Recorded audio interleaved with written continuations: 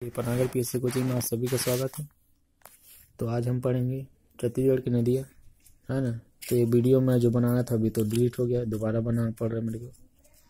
तो इसके पहले मैं 3 वीडियो अपलोड कर चुका हूँ, इसके ये चौथा वीडियो है ना। इसी का सीरीज का चलते आ रहा है। तो 2 उसमें गोदावरी नदी और महानदी अपातंत्र दोनों हो चुका था। अभी अगला है सोन नदी अपातंत्र, सोनगंगा नदी अपातंत्र। ये 3rd नंबर में जो सबसे बड़ा हमारे छत्तीसगढ़ का नदी अपातंत्र है। तो पूरे 100% में से हमारे छत्तीसगढ़ में से लगभग 13% क्या है, और इस सोन नदी अपातंत्र में जो पानी इसमें भरा हुआ रहता है, इसको याद रखना। जो हमारे छत्तीसगढ़ के उत्तर वाले जो पोषण है, जो जितने जनसंख्या रहती है, निवास करती है, उनका भरण पोषण के लिए काम आता है ये जल, ये नदियाँ। इन्हीं के द्वारा फलित पुलित होते हैं पॉपुलेशन छत्तीसगढ़ के उत्तर तरफ का। तो इसमें जो बता रहा था मैं, इसमें 3 नदी है, गोपत, बनास और न्यूर नदी। 3 नदी का उद्गम कहाँ से है? ये आपका मनेन्द्रपुर, चिरमिरी और भरतपुर। मनेन्द्रगढ़, चिरमिरी और भरतपुर, इन तीनों का मतलब उद्गम कहाँ से है? मनेन्द्रगढ़, चिरमिरी, भरतपुर से। ठीक है, इसको याद रखना। अब इसमें देखो, ये गोपत एक नदी है। गोपत क्या होता है? ये कहाँ से? सोनहट के पठार से निकलती है। सोनहट के पठार से कहाँ निकलती है? सोनहट के पठार से आपका ये मनेन्द्रगढ़, चिरमिरी और भरतपुर से निकलती तहसील है, वहाँ से एक जिला के अंदर, वहाँ तक सोनहट तहसील से निकलती है गोपत नदी, और जाके कहाँ मिलती है? बनास नदी में इसका विसर्जन होता है। ठीक है, और कहाँ मिलते? मध्य प्रदेश में मिलते। मध्य प्रदेश जिला है, जिला बोलते राज्य है। तो वहाँ जाके इन सब गोपत नदी मिलती है कहाँ? बनास नदी में। अब चलिए अगला नदी बताता हूँ, बनास नदी। बनास नदी जाके मिलती है कहाँ भी है? सोन नदी में। बनास नदी मिलके जहाँ कहाँ मिलती है? सोन नदी। सोन नदी कहाँ है? पास मध्य प्रदेश में, जहाँ विसर्जित हो रही है, मतलब प्रवाहित हो रही है, वहाँ जाके मिलेगी बनास नदी। और इसमें एक जलप्रपात भी है, रामदा जलप्रपात। कैसा जलप्रपात है? रामदा जलप्रपात। तो बनना कैसे बोल, आदमी कैसे सोचता है कैसे बनना है? राम जैसे बनना है। तो राम जैसे बनना है तो राम से याद रखना रामदा जलप्रपात और बनास नदी। बनना वैसे बनास नदी, ऐसे याद रखना। ठीक है, एक नदी नेउर नदी। तो नेउर नदी है भैया, ये उद्गम है इसका भी बता रहा था मैं। इसका मध्य प्रदेश और छत्तीसगढ़ के क्या सीमा रेखा बनाती है? कौन? नेउर नदी। नेउर नदी जो है मध्य प्रदेश और छत्तीसगढ़ क्या बनाती है? सीमा रेखा बनाती है। ठीक है, इसको याद रखना। और ये जाके सोन नदी में मिलती है कहाँ? मध्य प्रदेश में। और मैं वो बता रहा था। अब सोन नदी के बारे में बता देता हूँ। सोन नदी के बारे में बताता हूँ। सोन नदी कहाँ निकलती है? अमरकंटक से निकलती है। कहाँ से निकलती है? अमरकंटक से निकलती है। और अमरकंटक कहाँ? मध्य प्रदेश में है। विंध्याचल पर्वत श्रेणी का पार्ट है, कौन? अमरकंटक है। ठीक है, तो वहाँ से 2 नदी निकलती है, एक नर्मदा नदी निकलती है, एक आपका सोन नदी निकलती है। तो इसकी लंबाई सोन नदी का कंफर्म नहीं है, 934 कुछ है इसका लंबाई सोन नदी का। और जाके मध्य प्रदेश से होते हुए घूमते घामते वो झारखंड उत्खंड से, वो यूपी के बॉर्डर इससे उत्तर प्रदेश के बॉर्डर से होते हुए सोन नदी में जाके मिलती है। ठीक है, गंगा नदी में जाके मिलती है पटना के पास। पटना कहाँ है? बिहार में है ना। गंगा नदी में जाके मिलेगी। और उसी अब सोन नदी का हम लोग का छत्तीसगढ़ में, जो छत्तीसगढ़ की नदी कहाँ मिलती है? सोन नदी में मिलेगी। और सोन नदी कहाँ मिलेगी? गंगा में जाके मिलेगी। तो सोन और गंगा अपातंत्र ऐसे जुड़े हुए सब एक जैसे। ठीक है, इसको याद रखना। अब एक है रिहन नदी। अगला नदी कौन सा भैया? रिहन नदी के बारे में बताते हैं। रिहन नदी के बारे में बताता हूँ इसमें मैं। अब रिहन नदी का उद्गम क्या है? ये सरगुजा को क्या करती है? उसकी जीवनदायिनी है। सरगुजा जिला का जीवन की रेखा है कौन सा? रिहन नदी। इसको याद रखना। ये 2 जगह बहती है, तीन जिले में। कौन कौन सा? एक तो सरगुजा जिला में बहती है, एक सूरजपुर में, और एक आप बलरामपुर में। और फिर जाके सोन नदी में मिल जाती है, उत्तर प्रदेश में मिलती है। इसको याद रखना। देखो, नेउर गोपत बनास कहाँ मिले? मध्य प्रदेश राज्य में मिली। और ये हमारा जो रिहन नदी कहाँ मिली? उत्तर प्रदेश का, वहाँ मिलेगी। तो उत्तर प्रदेश में सोन से ही मिलेगी, सोन में, लेकिन यूपी का बॉर्डर है, उसमें कुछ हद तक उसमें यूपी में आता है। ठीक है, इसको याद रखना। तो ऐसे करके देखो बता देता हूँ। ये वाला ऐसे करके हम लोग का अंदर बॉर्डर में कहाँ से आता है, यूपी का एरिया है। तो यूपी में प्रवेश किया ये सोन नदी, यहाँ से निकला रिहन नदी, ये जाके मिल रही है सोन नदी में। अब इसी में जो उत्तर प्रदेश में मिल रही कौन सी नदी, रिहन नदी, सोन नदी से मिली। तो वहाँ एक बांध है, बांध बना हुआ है, परियोजना जो गोविंद वल्लभ पंत परियोजना। क्या, गोविंद वल्लभ पंत परियोजना, इसको याद रखना। अब इसकी लंबाई कितनी है, रिहन नदी के 145, कितनी है 145 इसकी किलोमीटर, 145 किलोमीटर इसकी क्या है, लंबाई है जी। इसको याद रखना आप लोग, ठीक है। प्रवाह क्षेत्र बता दिया कहाँ कहाँ 3 जिलों में बहती है। अब तट में स्थित कौन कौन से शहर हैं बता देता हूँ। एक तो महेशपुर है, कौन सा है, महेशपुर सरगुजा में। महेशपुर है हमारा कहाँ, सरगुजा में है, पुरातात्विक स्थल है महेशपुर, इसको याद रखना। एक सहायक नदी इसकी, किसकी सहायक नदी, रिहन की सहायक नदी। 3-4 ठो सहायक नदी है।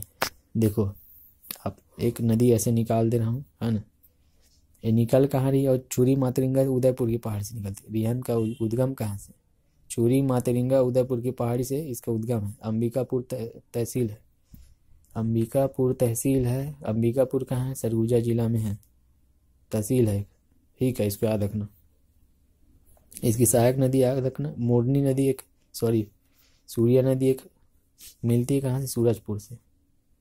सूरजपुर से क्या मिलती है, सूर्या नदी, इसको याद रखना, सूर्या नदी। एक है गोबरी नदी, क्या, एक गोबरी नदी भी मिलती है, इसको भी याद रखना। एक है घुनघुट्टा नदी, क्या नदी, घुनघुट्टा नदी, इसको भी याद रखना।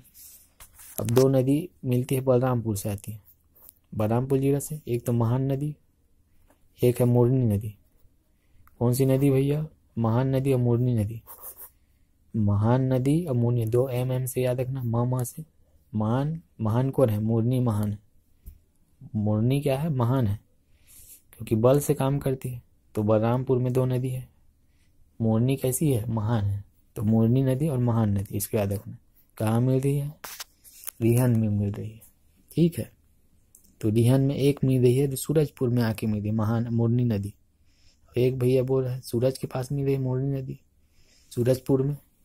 और एक मिल रहा है बलरामपुर में ही मिल रहा है। महान जो है कौन, महान कैसे कहलाएगा, बल रहेगा तब तो उससे याद रखना, बलरामपुर में ही रिहन नदी से मिल रही है। फिर जाके वो रिहन नदी कहाँ मिल रहा है, सोन नदी में मिल रहा है, ठीक है। चलो आगे, जलप्रपात इसमें क्या है, एक तो जलप्रपात है सूरजपुर में, रक्सकंडा जलप्रपात। कौन से जलप्रपात है, इसी सूरज जो ये रिहन नदी में, रक्सकंडा जलप्रपात, रक्स गंडा जलप्रपात इसमें क्या है, उपस्थित है, इसके याद रखना, सूरजपुर जिले में। कौन से जिले में है, सूरजपुर जिले में है, इसको याद रखना, ठीक है। अब जो मैं बताया था गोविंद वल्लभ पंत जो परियोजना है वो कहाँ है, मिर्जापुर में, उत्तर प्रदेश के मिर्जापुर, उसमें वहाँ जो जिला है कि क्या है पता नहीं, वहाँ शहर के पास उपस्थित है, याद रखना इसको, ठीक है। अब ये हो गया कंप्लीट। एक ही नदी याद रखना, कन्हार नदी, एक नदी और बच गया। चलो आगे बताता हूँ। कौन सी नदी है जी, कन्हार नदी। कौन सी नदी है भैया, कन्हार नदी। ये कहाँ से निकलती है भी, ये निकलती है जसपुर से, निकलती है जसपुर से, निकलती है कहाँ से निकलती है, जसपुर जिला से निकलती है कन्हार नदी। कहाँ से, 15 पाठ से निकलती है। कहाँ से निकलती है भैया, 15 पाठ से निकलती है, इसको याद रखना। 15 पाठ, या आप उसको बोल सकते हो बखौना चोटी से, 15 पाठ तो नहीं होगा, 15 पाठ से तो ये इसका ईब नदी का उद्गम है। तो 15 पाठ की जगह आप बखौना चोटी याद रखना, क्या चोटी याद रखना, बखौना चोटी याद रखना इसको। यहाँ से निकलती है कौन सा, कन्हार नदी निकलती है। कौन सी नदी निकलती है भैया, कन्हार नदी निकलती है, इसको याद रखना, ठीक है। और कौन सा एक पठार है वहाँ पर, कौन सा पठार उपस्थित है, खुड़िया पठार उपस्थित है। कौन सा पठार उपस्थित है, खुड़िया पठार उपस्थित है जसपुर जिले में। जो जगह का नाम है गिद्धा दोदी, जगह का क्या नाम है, गिद्धा दोदी जगह का नाम है, इसको याद रखना। उद्गम का बता रहा हूँ, सिर्फ अभी उद्गम का ही कई ठो नाम है, तो क्या बोलूँ। खुड़ी पठार क्या है, खुड़िया पठार है, उसकी चोटी क्या है, बखौना चोटी है, और जगह का नाम है गिद्धा दोदी, और जिला कौन सा है, जसपुर है, इसको याद रखना। कौन सी नदी निकल रही? कन्हार नदी निकल रही। ठीक है, इसको याद रखना। और विसर्जन कहाँ होगा? भी सोन नदी में होगा। सोनभद्र जिला है आपका, कहाँ है? सोनभद्र जिला कहाँ है? झारखंड में। इसको याद रखना। तो चलो इसका जो कुल लंबाई इसके बता देते हैं, 115 किलोमीटर। कितना किलोमीटर? 115 किलोमीटर इसकी लंबाई कन्हार की। कन्हार की कितनी किलो लंबाई है? लंबी नदी कितनी है? 115 किलोमीटर इसकी लंबाई। अभी इसका रिहंद का कितना बताया? 145 किलोमीटर। ठीक है, इसका बताया हमें। हसदेव को कितना है? 176 किलोमीटर। ठीक है, एक सबरी का बताया था 173 किलोमीटर। ठीक है, इसको याद रखना। अब देखो प्रवाह क्षेत्र इनके दो जगह है, एक तो जसपुर जिला, एक बलरामपुर जिला। दो जिला कौन सा? जसपुर जिला, एक बलरामपुर जिला। दो जसपुर जिला, एक है बलरामपुर जिला। कौन से जिला भैया? एक तो भैया जसपुर जिला, एक है भैया बलरामपुर जिला। इसको याद रखना। ठीक है, चले आगे। एक तटीय स्थल बताता हूँ। तो भैया तटीय स्थल पर कौन है? डीपादी, बलरामपुर में, याद रखना। जो क्या है? पुरातात्विक स्थल है।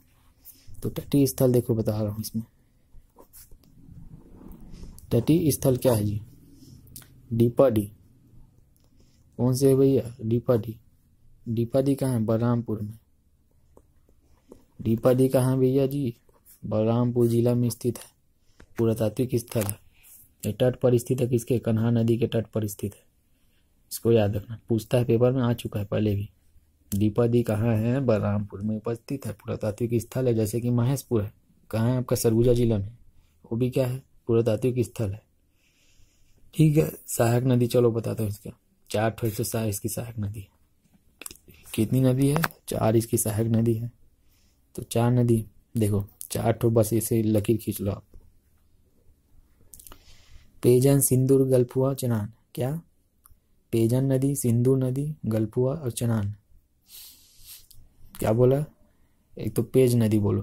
पेज जो छत्तीसगढ़ी में मिलता है, पेज। तो पेज है। एक सिंदूर रखा है, सिंदूर। एक जन का गाल फूला हुआ है, तो गाल गलफुआ।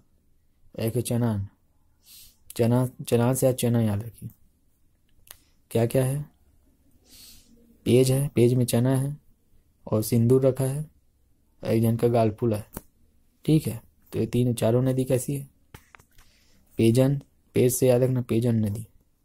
सिंदूर से सिंदूर नदी, और इसका एक जन का गाल फूला है, तो गलफूला नदी। क्या नदी? गलफूला नदी। एक बताया चना से याद रखना, चनान नदी। कौन सी नदी? चनान नदी। इसको याद रखना आप लोग। ठीक है, तो ये हो गए भैया इसकी सहायक नदी। किसकी सहायक नदी? हमारे भैया कन्हार नदी की सहायक नदी। जसपुर से निकल रही है। कहाँ से निकल रही है? बकुना चोटी से निकल रही है। कुड़िया पठार से निकल रही है। गिद्दा दोदी जगह का नाम है, जसपुर जिला का नाम है। इसको याद रखना। ठीक है, अब इसमें एक जलप्रपात है। कौन सी जलप्रपात है? कोटली जलप्रपात। कोटली जलप्रपात है, इसका याद रखो। कौन सी जलप्रपात है भैया? कोटली जलप्रपात है। ठीक है, कोटली जलप्रपात है, इसको याद रखना। तो चनान नदी पर भी, जैसे देखो कोटली जलप्रपात इस कन्हार नदी पर है। क से क याद रखना। कोठा कहाँ पर है? कोठा कहाँ है? कान्हा के उसके घर में। कोठा कहाँ है? कान्हा के घर में। तो कन्हार से याद रखना कोटली जलप्रपात। कन्हार से याद रखना कोटली जलप्रपात। इसको याद रखना। एक चनान नदी है, चना से याद रखना। तो अब किसी को बोलोगे चना चाहिए तेरे को, तुमने तो क्या बोला? उसको पूछे चना पाया भाई? बोलेगा कोई किसी को दे रहा है, मतलब खाना वाना बांट रहा है, तो चना पाया तू? तो नहीं। तो चनान से याद रखना पवई। पाया से मतलब पवई नदी, सॉरी पवई जलप्रपात है। चनान नदी पर क्या है? पवई जलप्रपात है। इसको याद रखना। पवई जलप्रपात किस पर है? चनान नदी पर उपस्थित है। इसको आप दिमाग में बैठा लो। ठीक है, भूलना नहीं इसको।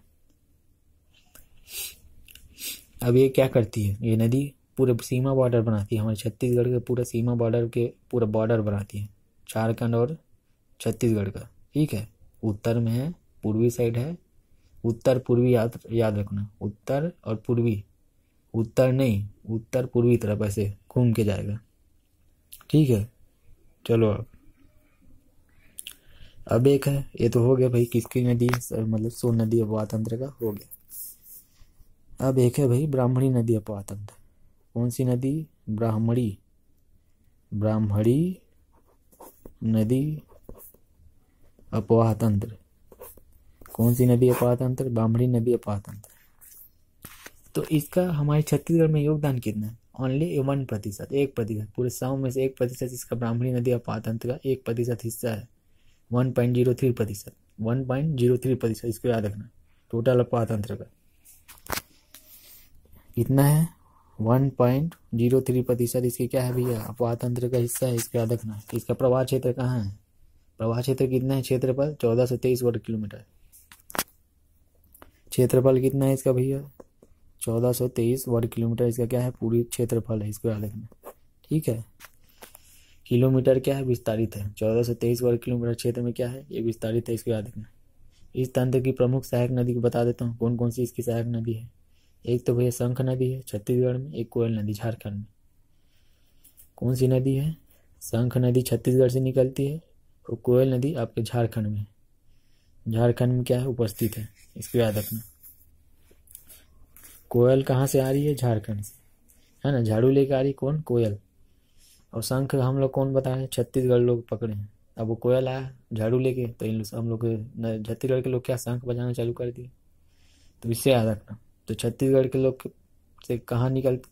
शंख नदी निकलती छत्तीसगढ़ से। कौन से जिले से? जजपुर जिले से। ठीक है। कोयल नदी कहाँ से निकलती है? झारखंड से आ रही है कोयल नदी, और कहाँ मिल रही है? ब्राह्मणी नदी में। ब्राह्मणी नदी का अपवाह तंत्र कहाँ है? लगभग उड़ीसा में है, पूरा इसका विस्तार है।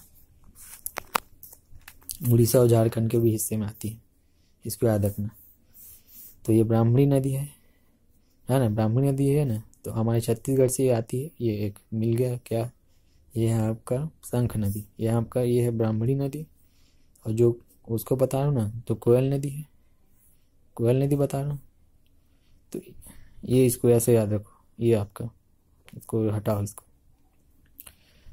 ये ऐसे मिल रही इधर, पहले मिल जा रही कोयल नदी। कोयल नदी पहले मिल जा रही है, शंख नदी बाद में मिल रही।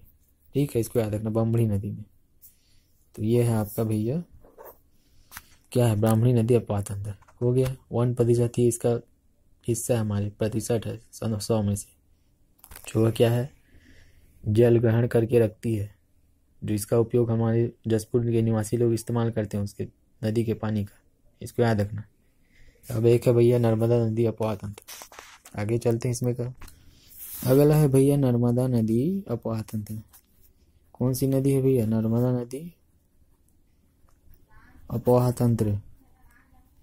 ठीक है, इसको याद रखना, नर्मदा नदी अपवाह तंत्र, इसको याद रखना। अब नर्मदा नदी अपवाह तंत्र, अब नर्मदा नदी कहाँ है? मध्य प्रदेश में, अमरकंटक बताया था मैं अभी थोड़ी देर पहले, अमरकंटक से निकलती नर्मदा नदी, इसको याद रखना।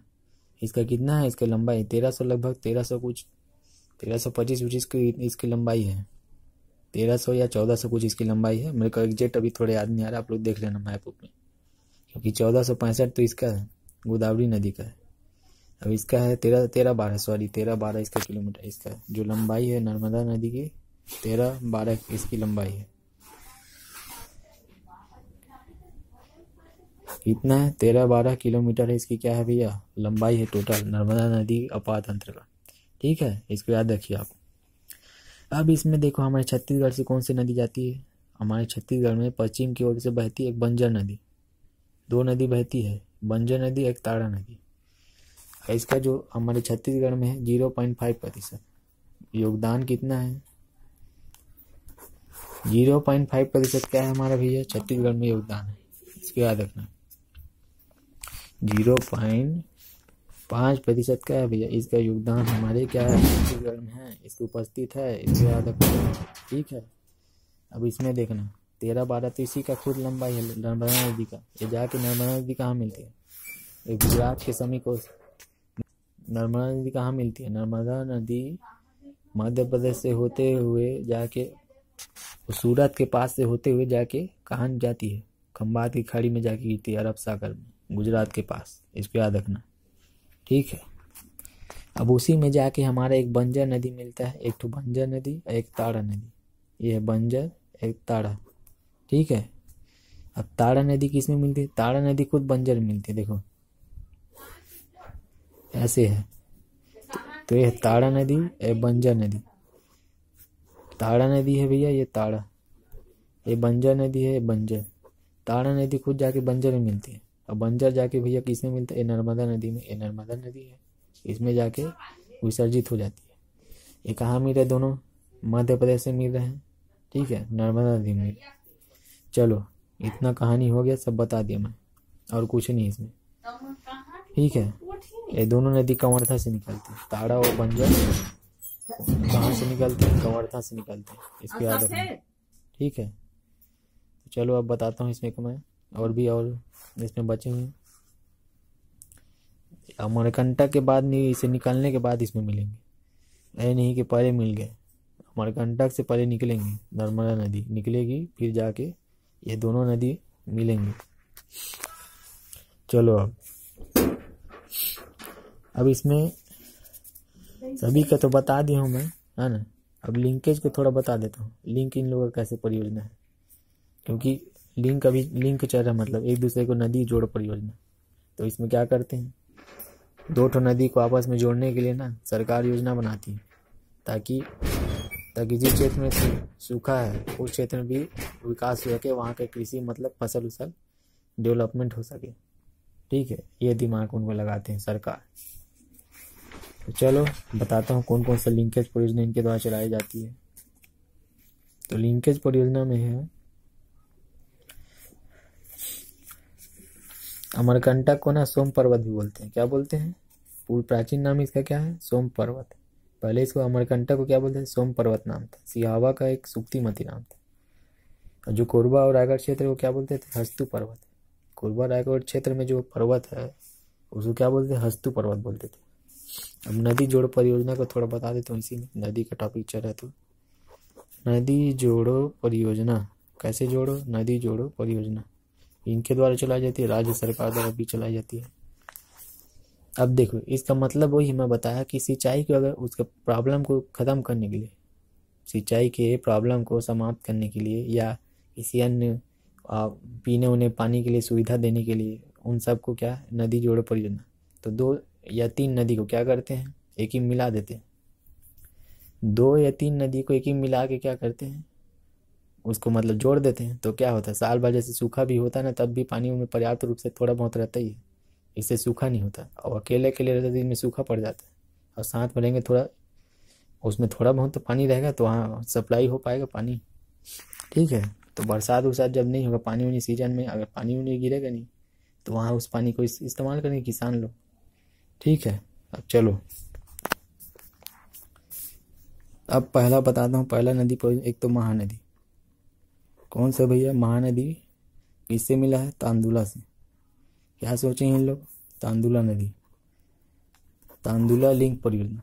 अब महानदी और तांदुला को दोनों को क्या करना है, इन लोग सोचे हैं दोनों को जोड़ना है। तो जोड़ेंगे तो फिर कहाँ फायदा होगा? तांदुला को जोड़ेंगे और महानदी को जोड़ेंगे तो इधर रायपुर और इधर दुर्ग वाले क्षेत्रों में क्या होंगे, वहाँ उन लोग को फायदा पड़ेगा, उन लोगों को सिंचाई उचाई किसानों को पानी की सुविधा मिलेगी, ठीक है। अब एक है दूसरा नदी, चलो बताता हूँ। एक है पैरी और महानदी, पैरी प्लस महानदी। अब पैरी नदी कहाँ है? पैरी नदी गरियाबंद में। पैरी नदी कहाँ है? गरियाबंद में। अब दोनों को ऐसे भी लिंक हो चुका है, क्योंकि पैरी और नदी ये लोग आके मतलब वहाँ जो सोनभद्र और पैरी और संगम महानदी में ऑलरेडी इन लोग मिल चुके हैं, तभी वहाँ राजिम में अभी कुंभ के मेले का आयोजन होता है, त्रिवेणी संगम, ठीक है, ऑलरेडी इसमें मिल चुका है। एक है Rehar plus attempt. Rehar plus attempt क्या है? लिंक परियोजना। क्या है बोल रहा हूँ जी? रेहर प्लस अटेम क्या है जी? लिंक परियोजना, इसको याद रखना। 2 नदियों क्या है इसमें जोड़ा गया है, एक अहिरान और खारान, इसको भी याद रखना। अगला है चौथा बोल रहा हूँ ना, हसदेव। कौन सी नदी? हसदेव प्लस केवाई नदी। कौन सी नदी? हसदेव और केवाई नदी को क्या लिंक परियोजना, इनको जोड़ना है। हसदेव नदी और केवाई नदी को क्या करना है? जोड़ना है, इसको याद रखना। ऐसा दिमाग लगा है सरकार द्वारा, ठीक है। पांचवा ये याद रखना, जो अहिरन और खारंग, अहिरन नदी प्लस खारंग नदी, क्या नदी, खारंग नदी। खारंग नदी कहाँ है, इसकी सहायक नदी, खारंग नदी आपका सहायक नदी है, अरे अरपा नदी की सहायक नदी। अरपा कहाँ है, बिलासपुर में है, ठीक है। अहिरन नदी किसकी सहायक नदी है, हसदेव नदी की सहायक नदी, ठीक है। तो इन दोनों को क्या करना है, लिंक मतलब जोड़ना है। अहिरन नदी कहाँ है, ये शायद मेरे ख्याल से कोरबा जिला में के आसपास हुआ, तभी तो इन दोनों को जोड़ पाएंगे अगल बगल, क्योंकि बिलासपुर और कोरबा अगल बगल में है दोनों जिले, तभी तो खारंग नदी और अहिरन को जोड़ पाएंगे, अगर अगल बगल नहीं होंगे तो, ठीक है। तो अगल बगल हैं, दोनों उपस्थित है। तो ये सभी मैं बता दिया हूँ इसमें का लिंक परियोजना। अब खैरागढ़ में देखिए, खैरागढ़ में एक तीन ठो को जोड़ना है, बोले इन लोग जुड़ चुका है मेरे ख्याल से। तो खैरागढ़, खैरागढ़ कहाँ है आपका, राजनांदगांव जिला में। खैरागढ़ कहाँ है, राजनांदगांव, राजनांदगांव। खैरागढ़ कहाँ है, राजनांदगांव। अब इसमें तीन नदियों को इन लोग जोड़े हैं, क्यों, आमनेर, मुस्का और पिपरिया। तीन नदी कौन कौन से, आमनेर और मुस्का और पिपरिया। एक तो पीपल पेड़ ले लो, है ना, एक मुनगा पेड़ ले लो, एक आम पेड़ ले लो। क्या क्या बोला मैं, मुनगा पेड़ ले लो, पीपल पेड़ ले लो और आम पेड़ ले लो। अब तीनों को क्या करो, मिला दो। तीनों को क्या करना, मिलाना। एक तो आम, एक तो पीपल, एक मुनगा। तो कौन, अब तीनों को बताता हूँ। आम से याद रखना आमनेर नदी, और मुनगा से याद रखना मुस्का नदी, और पीपल से याद रखना पिपरिया नदी, ठीक है। तो तीनों को जोड़ना है किसमें, खैरागढ़ में। तीनों को कहाँ जोड़ना है, खैरागढ़ में, इसको याद रखना। अब परलकोट देखो, परलकोट में तीन नदी की यहाँ भी है, तीन नदी का संगम यहाँ है, कोटरी, निबरा, गुडरा। तीनों को जोड़ना है, ये लोग दिमाग लगाए सरकार कि कोटरी को जोड़ना है और निबरा को, गुडरा को जोड़ना है ना। तो गुड्डा, एक गुड्डा है, वो गुड्डा क्या है, गुड्डा क्या है, वो कोट पहना है। गुड्डा क्या पहना है, कोट पहना है, वो भी कैसा, और नीचे, नीचे क्या पहना हो, नीचे कुछ नहीं पहना है, कोट बस पहना ऊपर में गुड्डा। उसको क्या पहना है, कोट बस पहना है और नीचे कुछ नहीं पहना है। तो गुड्डा से गुडरा या नदी याद रखना, और निबरा से आपका, नीचे कुछ नहीं पहना तो निबरा, नीचे से आपका निबरा नदी, और कोट से याद रखना कोटरी नदी। तो तीनों को जोड़ना है कहाँ, परलकोट में, इसको याद रखना, ठीक है। अब चलो, अब थोड़ा नदियों के बारे में बताया इसमें का, थोड़ा लंबाई के बता देता हूँ, थोड़ा पढ़ देता हूँ। तो महानदी का जो मैं लंबाई बताया था 858, ठीक है, पूरे इसकी लंबाई 858। छत्तीसगढ़ में कितना पड़ता है, 286 किलोमीटर। शिवनाथ की कितनी नदी है, शिवनाथ की लंबाई कितनी है, 290 किलोमीटर। कितनी किलोमीटर है, 290 किलोमीटर। इंद्रावती नदी कितनी है, इसकी लंबाई आपका 264 किलोमीटर। ईब नदी कितनी है, इसकी लंबाई कितनी है, 202 किलोमीटर है। छत्तीसगढ़ में 87 किलोमीटर ये क्या है, बहती है। छत्तीसगढ़ में कितनी, 87 किलोमीटर इसकी लंबाई है। हसदेव नदी कितना है, 176 है। और सबड़ी नदी कितना है, 173 है, इसको याद रखना। मान नदी का कितना है, 155, 155। और रिहन नदी की लंबाई कितनी है, 145। एक 155 है, ऊपर नीचे है दोनों। मान नदी का उद्गम मेन पार्ट से है ना, और रिहन नदी का उद्गम चूरी मातेगंगा उदयपुर की पहाड़ी से, इसको याद रखना। एक 155 है, एक 145 है, ठीक है। एक है लीलागढ़ नदी। लीलागढ़ नदी कहाँ है, इसकी लंबाई कितनी है, 135 किलोमीटर, ये आपका कोरबा में है, ठीक है। कोटी नदी क्या है, 135 में, ठीक है, इसको भी याद रखना। मनियारी नदी क्या है, 134 किलोमीटर। अरपा नदी की लंबाई कितनी है, 100 किलोमीटर। ये सब को याद रखना, ठीक है। एक अब 2-4 ठो नदी है, उसको बता देता हूँ। 2-4 ठो नदी एक्स्ट्रा है, उसको भी बता देता हूँ। तो जयपुर में जो आप लोग को याद हो, मेरे को तो याद है, मैं बता दे रहा हूँ, पढ़ दे रहा हूँ, ठीक है। नेव नदी कहाँ है, नेव नदी का उद्गम कहाँ से, मनेन्द्रगढ़, चिरमिरी, भरतपुर। इसका नाम ही बहुत लंबा है, चिरमिरी याद रखना, ठीक है। नेव नदी, नेव नदी का उद्गम कहाँ है, चिरमिरी से। शंख नदी का उद्गम कहाँ है, जसपुर नदी, जसपुर जिला से, तेल नदी का उद्गम कहाँ है? देवभोग तहसील गरियाबंद।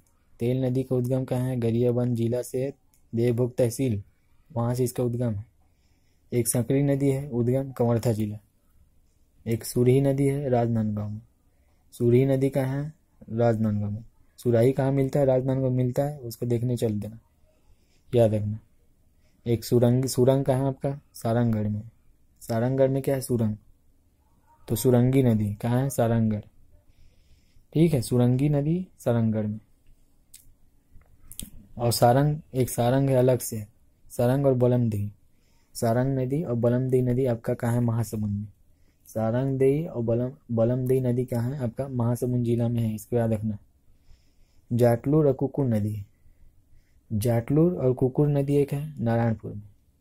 नारायणपुर में 2 नदी है, जाटलूर नदी और कुकुर नदी। जाटलूर नदी में क्या मिलता है? मगरमच्छ मिलता है उसमें भी। जाटलूर नदी में क्या मिलता है? मगरमच्छ प्राप्त होता है इसमें, प्राकृतिक रूप से, नेचुरल रूप से, इसको याद रखना।